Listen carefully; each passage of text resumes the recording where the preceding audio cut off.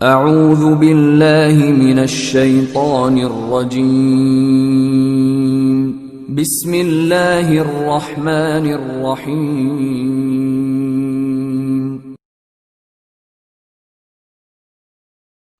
اعوذ باللہ من الشیطان الرجیم بسم اللہ الرحمن الرحیم جی حاضرین، کیسے ہیں سارے دوست؟ ٹھیک ہیں؟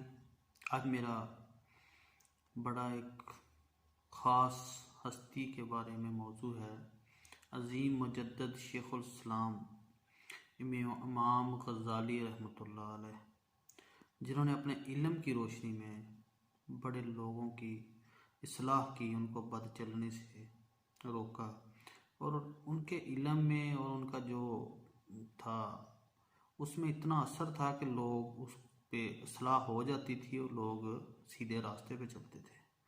تو ان کی کچھ بڑی خاص باتیں ہیں جو انشاءاللہ آپ نے سننی ہیں، سنیں اور ان کا بڑا فائدہ بھی ہوگا۔ تو ویڈیو کو آخر تک دیکھیے گا، انشاءاللہ آپ کو بڑا ہی فائدہ ہونے والا ہے۔ تو کہتے ہیں کہ ظالم کے مرنے پر ملول ہونا ظلم میں شامل ہونے کے مترادف ہے۔ مطلب کہ ظالم کے مرنے پر جو عجیب و غریب باتیں ہیں نا، وہ ظلم کے ساتھ ملنے والی بات ہے۔ کہتے ہیں اگر تو اس قدر نماز پڑھے کہ پشت خم ہو جائے اور اس قدر روزے رکھے کہ جسم کانٹا بن جائے، ہرگز فائدہ نہ ہو پائے گا جب تک تو مال حرام سے پرہیز نہ کرے۔ مطلب مال حرام سے پرہیز، دیکھو حلال جو رزق ہے نا، اس میں برکت کیا ہے؟ والد، بچے، آپ کا گھر، آپ کے والدین، آپ کے ریلیٹیو جو بھی ہیں محفوظ ہیں، اور زندگی میں سکون ہے۔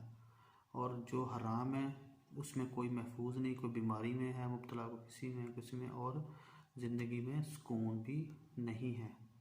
تو لہٰذا ہمیں حلال پر ہی گزارا کرنا چاہیے، جبکہ حرام کی طرف کبھی نہ جاؤ، کیونکہ اس میں نہ سکون ہے اور نہ ہی کوئی فائدہ ہے۔ ایمان یہ ہے کہ انسان زبان سے اقرار توحید رسالت کرے، دل سے تصدیق کرے اور اعضاء سے اس کی حکموں پر عمل کرے۔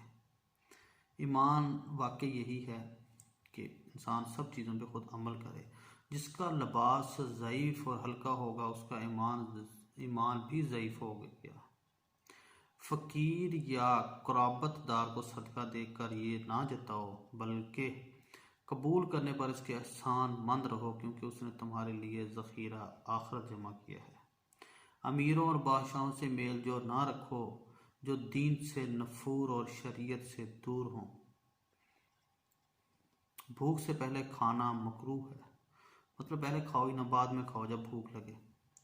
وہ عورت سب سے بدتر ہے جس میں امیر بلائیں اور غریب اور مسکینوں کو نہ بلائیں، وہ دعوت بیکار ہے۔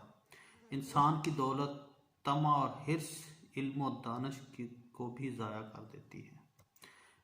میزبان کو انتظار میں نہ ڈالو، مقررہ وقت پر پہنچو۔ مطلب کہیں جانا ہے تو جو ٹائم بتایا چلے جاؤ، نخرے ٹخرے نہ کرو کہ جی تھوڑا سا آرام سے جائیں گے، ذرا پروٹوکول بڑھے گا، ایسا نہ کرو۔ مطلب ٹائم سے نکل جاؤ اور اس کے پاس ٹائم سے پہنچو، انتظار نہ کرواؤ۔ بدعتی، ظالم، فاسق اور متکبر کی دعوت قبول مت کرو۔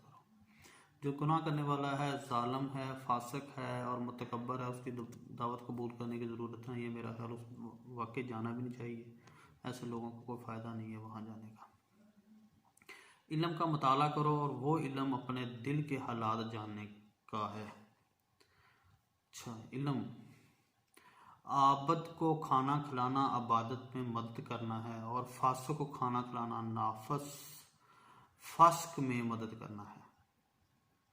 خوراک بھوک سے کم کھاؤ تاکہ قوت عبادت اور صحت میسر ہے۔ اپنی بھوک میں تھوڑا سا کم کھانا کھاؤ۔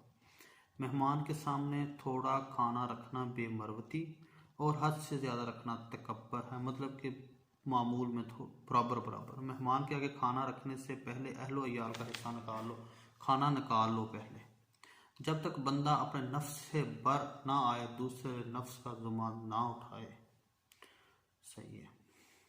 نکاح دین کا حصار ہے اور شہوت شیطان کا ہتھیار، اسی لیے نکاح اس کے شر سے بچانے والا ہے۔ نکاح جلدی کرو، نکاح ضروری ہے۔ جو کسب حلال نہ کر سکے اس کا نکاح نہ کرنا بہتر ہے، کیونکہ کسب حرام ایسا گناہ ہے کہ کوئی نیکی اس کا تدارک نہیں کر سکتی۔ عورتوں کو ضعف اور ستر سے پیدا کیا گیا ہے۔ ضعف کا علاج خاموشی اور ستر کا علاج پردہ ہے۔ خاموشی، کبھی غصے میں بھی طلاق کا لفظ زبان پر نہ لاؤ، اللہ کو یہ امر سخت ناپسند ہے اور عورت کی دل شکنی ہوتی ہے۔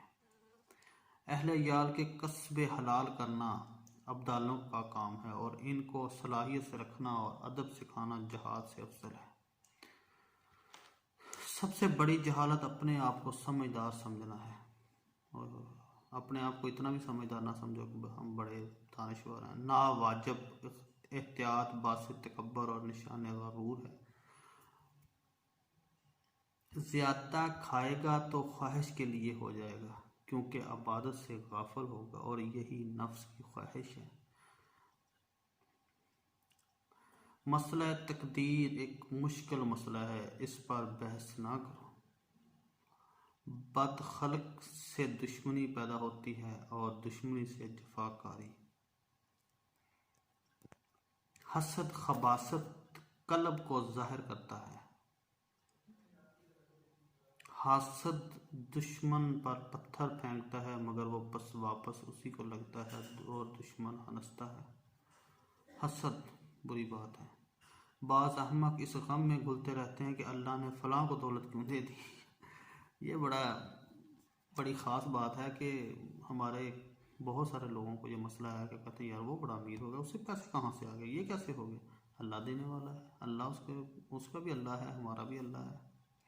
اللہ تعالیٰ کا ہر فیصلہ عقل و عدل پر مبنی ہوتا ہے، اس لیے کبھی بھی حرف شکایت اللہ پر مت لاؤ۔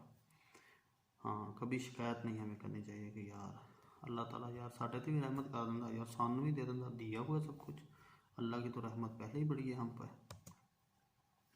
لیکن ہم لوگ بس نہ شکرے ہیں نہ شکرہ، تو پھر اس کا تو اللہ بھی اس پہ ناراض ہوتا ہے کہ تو بھی سب کچھ تو دے دیا میں نے۔ بچوں کی اصلاح مکتب کی طرح کرو، ایسے اصلاح کرو کہ جیسے 10 سال کا ہے تو اس کو دوست بنا کے رکھو، 20 سال تک اس کے استاد بن کے رہو، اور 30 سال تک اس کی ایسی اصلاح کرو کہ وہ ساری زندگی اپنے طریقے کے ساتھ، اچھے طریقے کے ساتھ اپنی زندگی گزار سکے۔ اصلاح کا مطلب کہ اس کو جائز اچھے کاموں کی طرف لگاؤ۔ ناظرین، امید ہے کہ آپ لوگوں کو یہ سارا گفتگو اچھی لگی ہوگی۔ انشاءاللہ آگے بھی آپ کو اس طرح کے موضوع ملتے رہیں گے۔ ایک تو چینل کو آپ نے سبسکرائب کرنا ہے، بیل آئیکن بھی پریس کرنا ہے۔ انشاءاللہ پھر ملاقات ہوتی ہے۔ السلام علیکم۔